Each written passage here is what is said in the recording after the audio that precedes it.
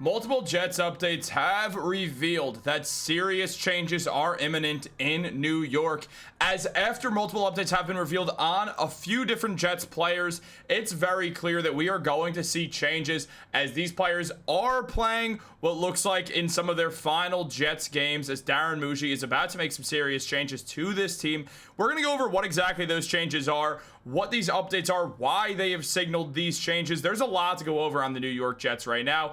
As we know, the Jets are currently 0-5 and on their way to play in Week 6, which is against the Denver Broncos. It's technically a home game for the Jets, but they are playing in London, so it's not really a home game, though it sort of is. The Jets obviously always play in London because of Woody Johnson's connection out there.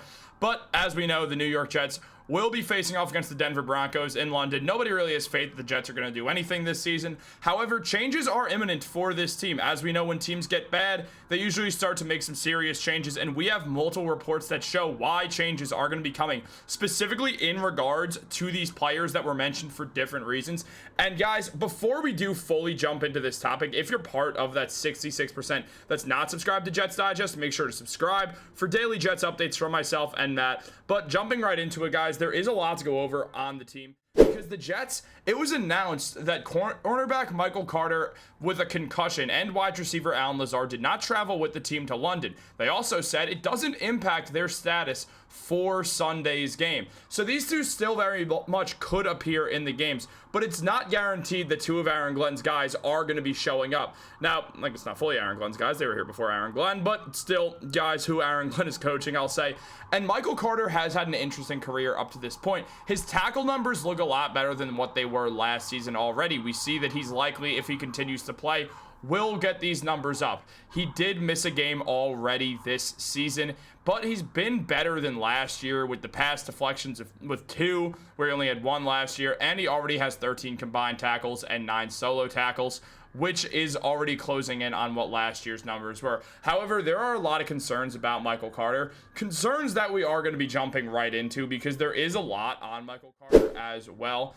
As it was mentioned that Michael Carter led all nickel cornerbacks in the NFL in 2023 with a stellar 83.3 Pro Football Focus coverage grade. He also ranked first in fewest yards allowed in slot coverage. On top of that, he had the fewest receptions allowed in slot coverage with 25 and fewest yards allowed per slot coverage snap of 0.54. Carter was likely the best nickel cornerback in football in 2022 and 2023. That's what makes his sudden and complete downfall all the more upsetting. The former 5th-round pick posted a lowly 50.7 PFF grade, including an abysmal 47.9 coverage grade in 2024.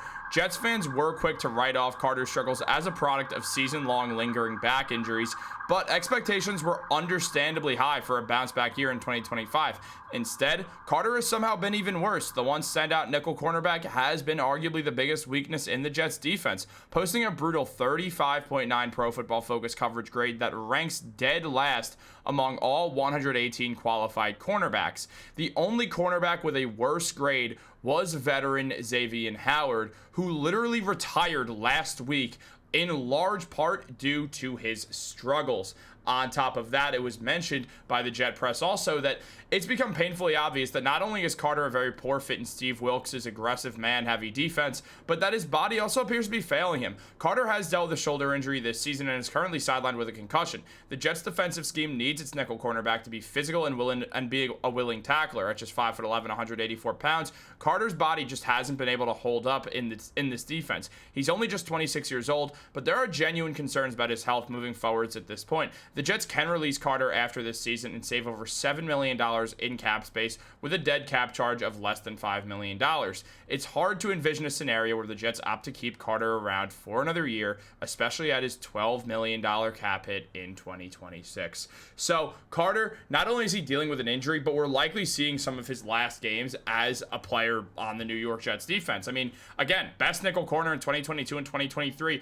Another piece the Jets had that looked like their young squad was working out, but things have just gone wrong with these young guys. I mean, Breece Hall is likely to get traded. Sauce Gardner struggled this season. Garrett Wilson's as great as ever. But outside of that, things just don't look as bright as the future once did. And it's really, really upsetting to witness. I mean, Carter was someone who was so good for this team. And then after that injury last season to his back, we just haven't seen him get back to this normal type of guy that we saw for so long. It's an absolute blow for the New York Jets to see Michael Carter go down this pathway.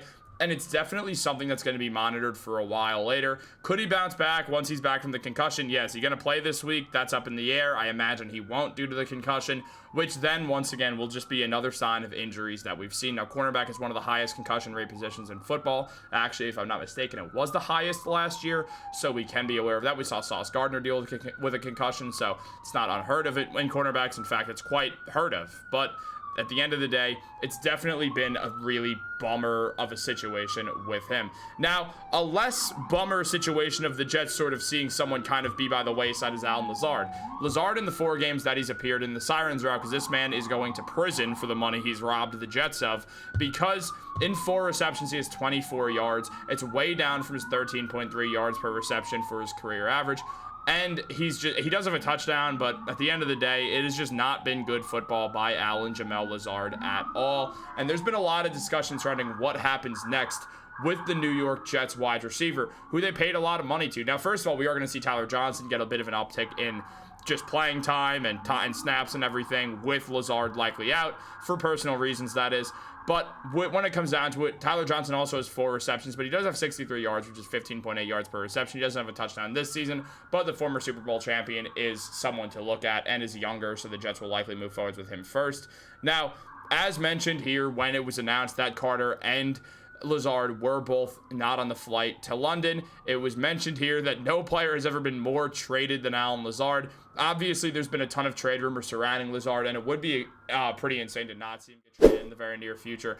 As Nick Farabaugh mentioned, another veteran who is not the focal point of the offense he plays in anymore, Allen Lazard feels like the type of player who is the easy option for the Pittsburgh Steelers. And while he was eager to prove himself away from Aaron Rodgers, it might be better for him to settle back into a comfortable pocket, which I would agree with. On top of that, it's just one of these situations that when we see what Lazard has been through so far, it's just really, really not been great.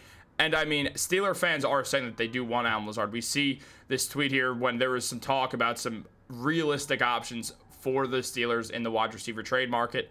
And this one fan mentioned that outside of Jacoby Myers, the only other receiver they would want is Allen Lazard. So the Jets probably could get a 6th round pick for Allen Lazard and a 7th rounder or something like that. It wouldn't be shocking to see that happen. Obviously, Lazard is on the restructured contract, so he's not robbing as much money from the Jets as that he once was. But at the end of the day, it still would not be surprising at all to see Allen Lazard get traded off of the New York Jets. In fact, I fully expect Lazard to be moved by the Jets. And on the topic of just this team in general, no matter what's going to happen this season, it's likely going to be it basically already is a lost season. It doesn't feel like after that Cowboys game there's any pathway towards contention, but we're still going to have fun on this channel and watch and see and find stuff that the Jets are doing well at.